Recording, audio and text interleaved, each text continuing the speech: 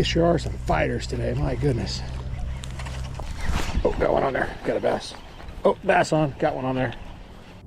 Hey, what's going on, you guys? Hey, it is cold out here. It's like 32 degrees. My rod guides are freezing up on me every few minutes, but I'm catching some bass out here. And I just wanted to talk to you guys a little bit about a winter lure you might not hear about as much as, like, say you would the jerk baits and, you know, drop shot, stuff like that.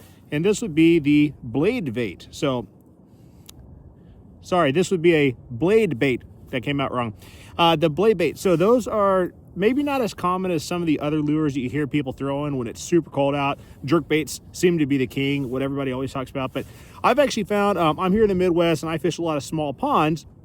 So to be honest, when it gets super cold, I haven't really had a ton of luck on jerk baits. But these blade baits, I used these a bit last year and I've been using them a bit today, and they seem to be the winner. So basically what they are, they're just a little chunk of metal, super thin. This is a Damiki Vault, so I don't know if they all have it, but the Damiki Vault, for example, it has the 3 different notches. You can reposition this little snap depending upon how you want to retrieve it, and can give you a little bit different action on it. But it's basically just a small, little heavy metal lure. These things sink like a brick. When you put them in water, they pummel through the water like crazy. And yeah, they work really good when it's cold out. So the basic retrieve on them, when you throw this thing out, what I've had the best luck with, I'll throw it out there, let it sink slightly. I'll lift the rod, you'll feel it kind of vibrate through the water, drop it. And then just repeat, lift, feel that vibration, drop. Just keep on doing that, and that seems to be what triggers the bites. Now you can, if you want to do a steady retrieve on this, you can. So you can just retrieve it, you'll feel some vibration on it. Or if you want to do some type of a lifting and dropping during that retrieve, that's fine as well. But I've had the most success just doing the lift and drop. This isn't going to be the best video, but let me go ahead and film myself casting this, and I'll try to retrieve it. We'll get lucky and catch a bass on it. Be right back. Okay, so no idea if this is coming through on camera good or not. Like I said, it's super cold out here, and I wasn't planning on making this video, so I just propped my phone up against some sticks on the ground. So let's try to make a quick cast.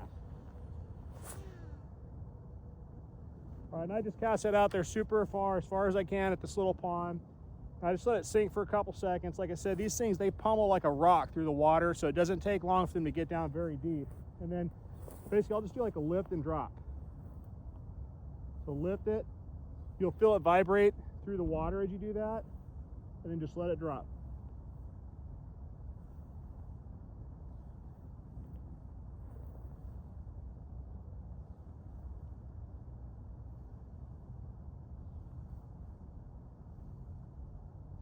I'm going to go ahead and reel this in and recast it. I felt like the strike zone here today has been way out in the center. That's where I've been getting my bites at. So I'm going to get, once I get too far in, I feel like I'm not going to get much. So I'm going to cast this way back far into the middle again. Okay, so nice long cast on it.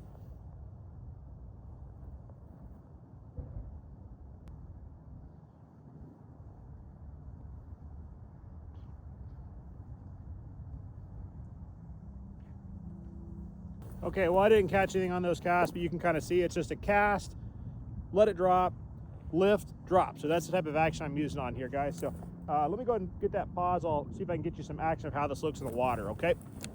So now you can see here when it drops, watch how fast that thing just, I'm gonna let loose fit there. They just sink literally like a rock. It's crazy how fast they sink. They're just little metal. See that? It's kind of hard to tell with the water there, but they sink so quick. And I just like to cast it out there as far as I can get it, let it sink for a couple seconds. This pond, I think I might have mentioned already, but it's about 15 feet deep in the center.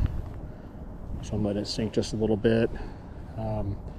It probably gets down pretty fast as quickly as this thing sinks. So I don't know how deep I'm actually running it, but it's got to at least be 7 feet down, probably, I would guess. At least, not more.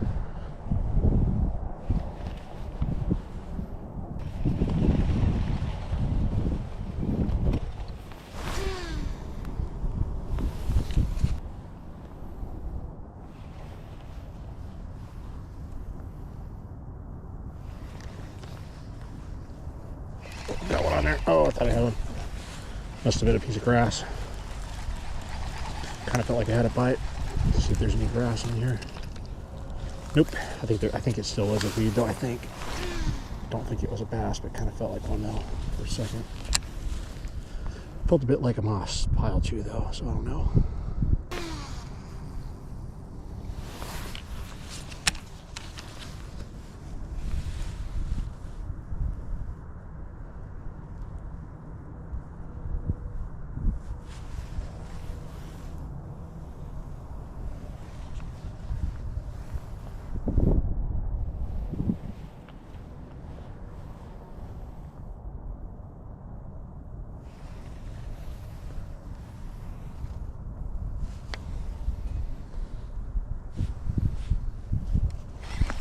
Oh, got one on there. Got a bass. Yep, he hit it, I think, on the fall.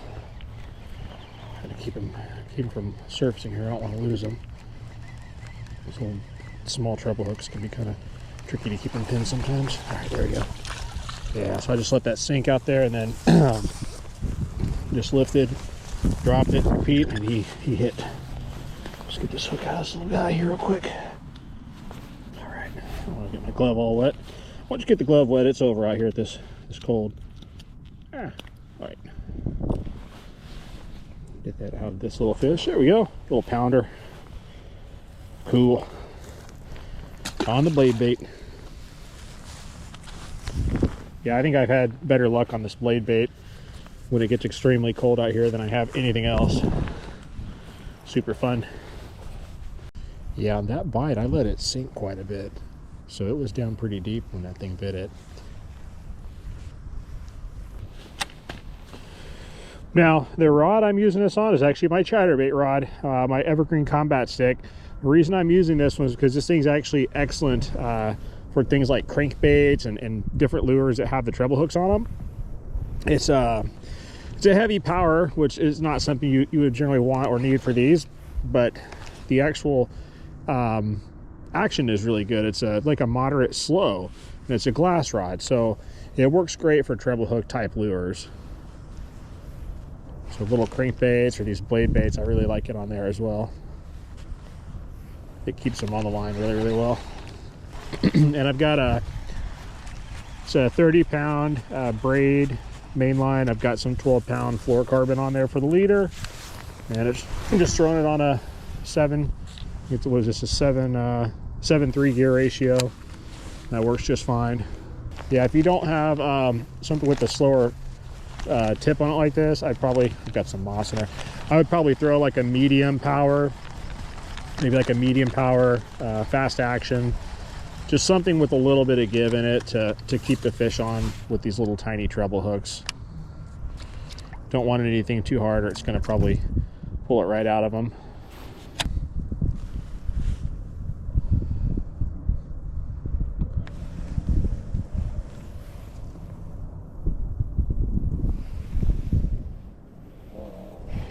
Oh, bass on. Got one on there. There we go. He's pulling good. Good fighting fish here. Try to get my GoPro turned on. Capture this video of this. He's a little feisty one there. Very strong bass. I don't know if he's big or hooked weird or what, but he's fighting hard though. Yeah, he's not that big. Just a feisty one. Very feisty. This cold water makes him crazy, I think. All right, got another one.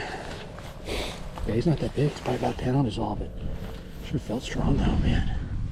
All right, we'll hook out him real quick. All right. Oh yeah, he's a really small bass. He's not even a pound. Felt so strong for being so small. I think it's because it's cold.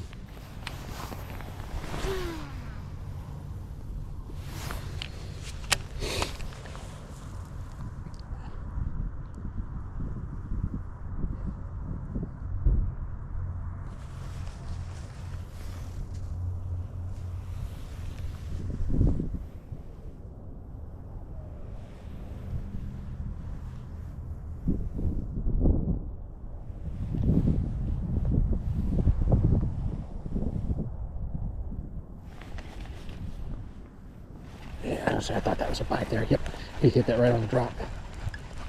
Got him.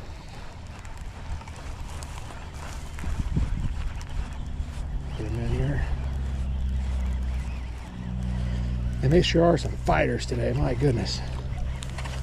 That's a beauty of a bass right there. Boy, I sure do love these wintertime markings, these bass out there. So beautiful. Just gorgeous. It's not even deep winter yet either. Really after the winter, like beginning of early spring is when they look the best. But even so, right now, they're looking pretty right now. Okay, got them unhooked. Yeah, beauty. Look at that. Very pretty little bass.